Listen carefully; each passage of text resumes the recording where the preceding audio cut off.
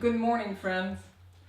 Episode number 3, Aperture, and we'll speak about the triangle with ISO and shutter speed. And before we start, I forgot to tell you about the shutter speed rule of thumbs.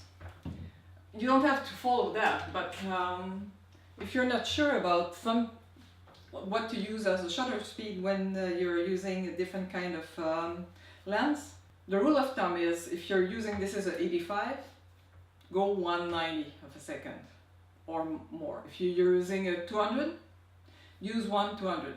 You can have lenses that have vibration assist. Try it.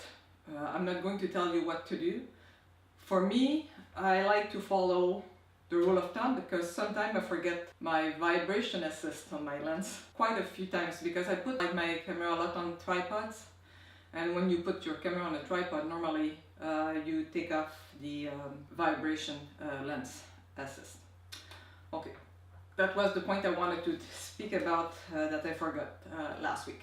Okay, now we'll speak about the aperture. Like I said, photography is not that complicated. You have shutter speed, aperture, and ISO. This is the triangle.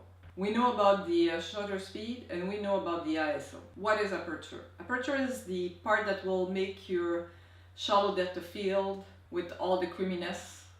You see that a lot with portrait now. It's a big trend. I have a picture here. I don't know if you can see it perfectly, but we have the stop. It's not like the ISO and the shutter speed that you don't double the number, but I have a trick to remember it. Okay, I put f1.4 because that's normally the lens that people will buy. Now you have lenses at 1.2 that are very expensive. There were lenses at f1 that were extremely expensive, but let's see, 1.4 you can have one that is a decent price, and it's pretty open and it's very good for, as you can see, you have a lot of opening to leave the light coming in and touch your sensor. And 1.4 is very good for if you have low light situation and things like that condition. It's very, very good, and for shallow depth of field. Okay, the way to remember it. Okay, let's see that you have f1. To know what is your stop, you can say f1, you double f2, you pass another one f4, you pass another one f8, and f16. And if you go with 1.4, you have 2.8, 5.6, 11.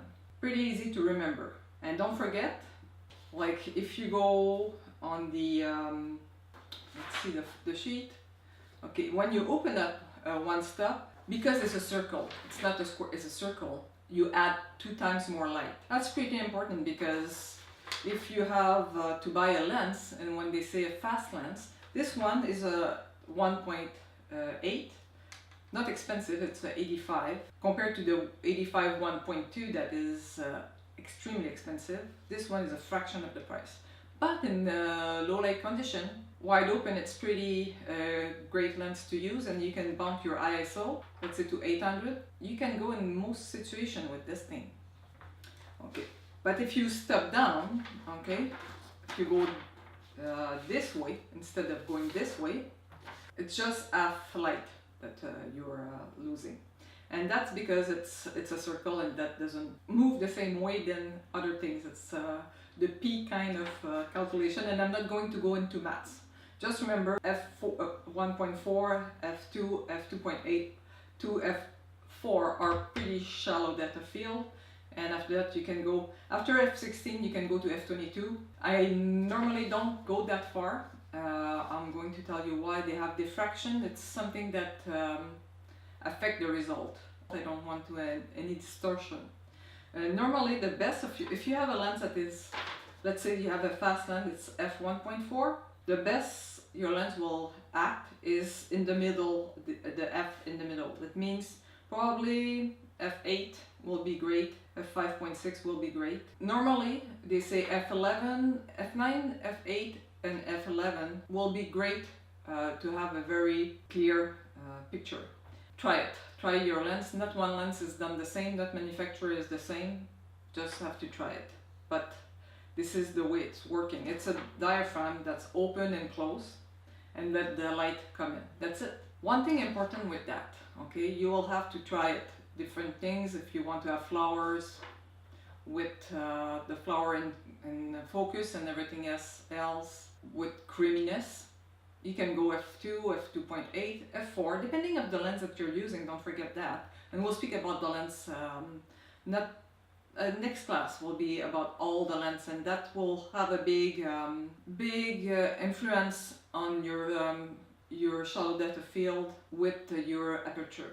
And not one lens does exactly the same, and that's important to know.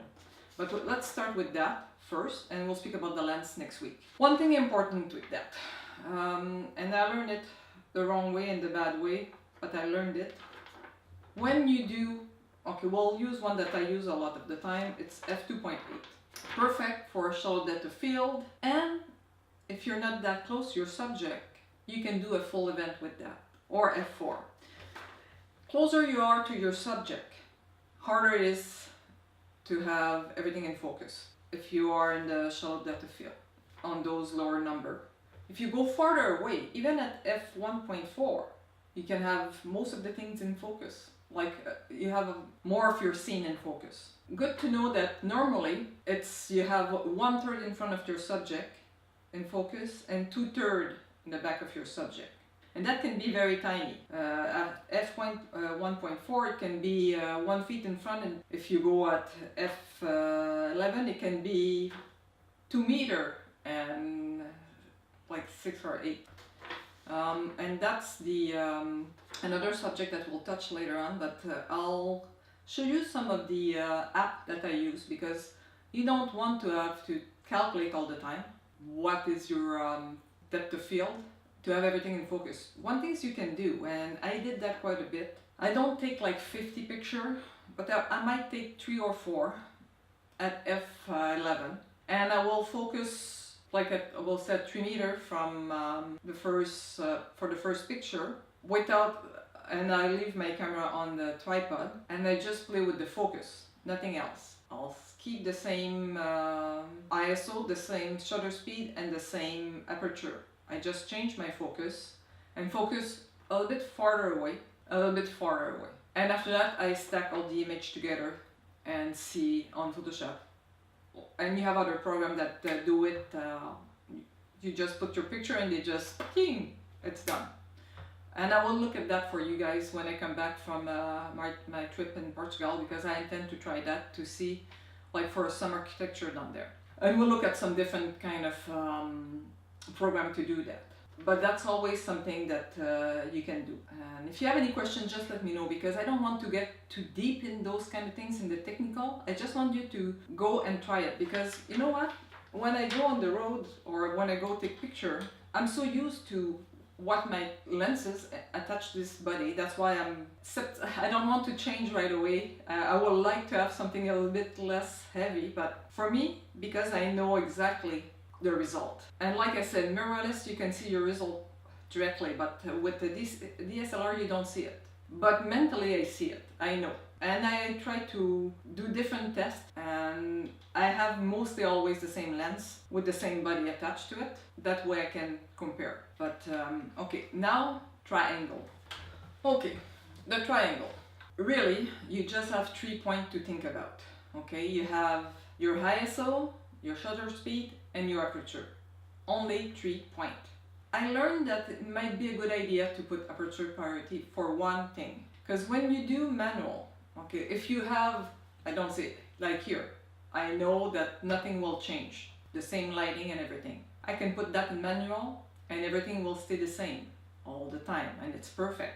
But if I'm outside and everything is changing all the time, if you put that to aperture priority, normally you should get a better result, because when the sun change or the lights change, the camera is better than, like, if you go manual, you have to change it all the time. You can do it, but that's something that to think about. But one thing I want you to think about, manual, one of the things that I tried, and I did an event, it was ballet, and I didn't know, I'll show you some picture later on, but I didn't know what will happen. Like, I didn't know the light, I didn't know the movement and everything, and I said, okay, They're denser, but this is a ballet. They're not going too fast. They're not running, and they're not, you know, it's not very fast paced. If I go at 1/250, I should be okay. The aperture, because I was quite far from the scene, I decided to go at f4. Now that I have that in mind, what else could I do? The other part was the ISO, and I find out, and on that camera, and I don't know if you have to look at your manual for that. I can play with my ISO with the set button here on the back of my camera. It means when I look through my viewfinder and I follow the action, I can press on set and just change the ISO as I shoot. This is a huge help. It's so fast. I was able to, and I'll show you, I think I have a drawing of that. Okay, it's the light meter inside of your viewfinder. Okay, and I don't know if it's, okay, if you go this way it's underexposed and this way is overexposed.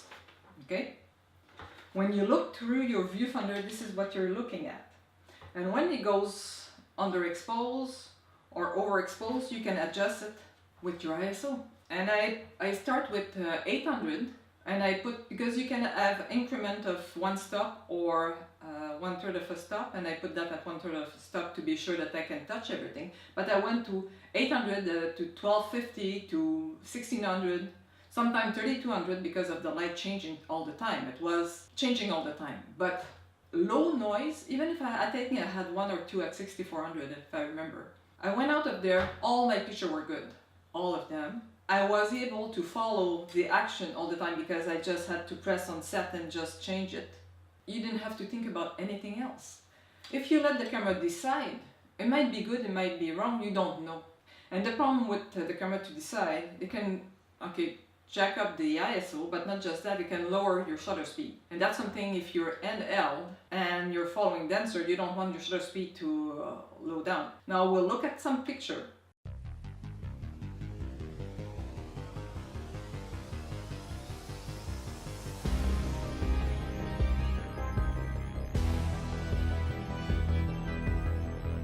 Next week, don't forget to subscribe and to ask your question. If you have any question about aperture, shutter speed, ISO, any question you can think about. We'll speak about lenses next week, and that will be important because lenses, like I said, will affect your aperture quite a bit, and that's something that you have to think about. Okay, what lenses that you need, get used to it, practice, and know what the lens does. Okay, that's enough for this week. Keep shooting, have fun, and we'll speak to you next week. Ciao! Enjoy your day, and ciao ciao! ¡Eso, Diane!